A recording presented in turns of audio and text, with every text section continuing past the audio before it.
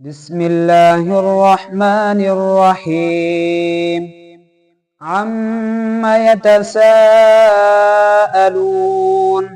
عن النبأ العظيم الذي هم فيه مختلفون.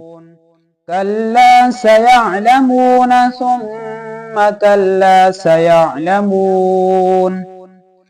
ألم نجعل الأرض مهادا والجبال أوتادا وخلقناكم أزواجا وجعلنا نومكم سباتا وجعلنا الليل لباسا وجعلنا النهار معاشا وبنينا فوقكم سبعا شدادا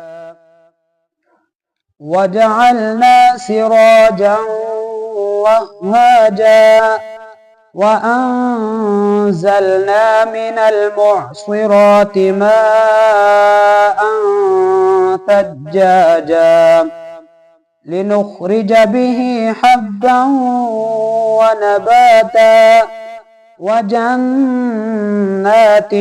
ألفافا.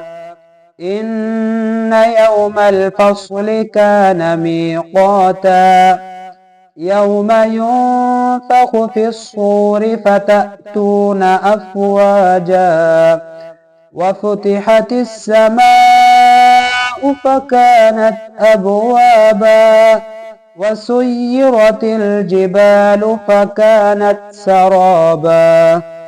إن جهنم كانت مرصادا للطاغين مآبا لابثين فيها أحقابا لا يذوقون فيها بردا ولا شرابا إلا حميما وغساقا جزاء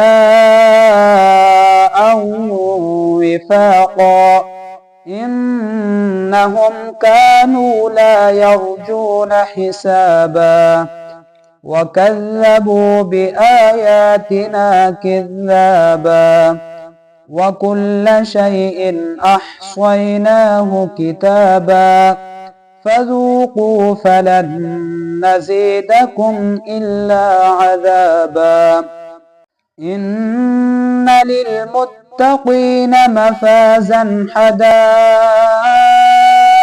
وأعنابا وكواعب أترابا وكأسا دهاقا لا يسمعون فيها لغوا ولا كذابا جزاء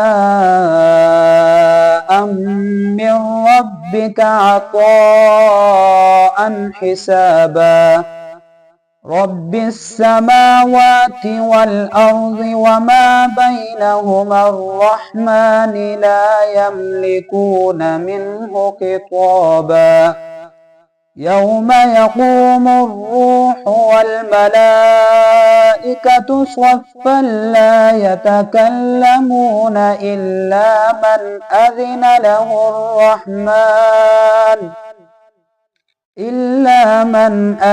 له الرحمن وقال صوابا. ذلك اليوم الحق فمن شاء اتخذ إلى ربه مآبا.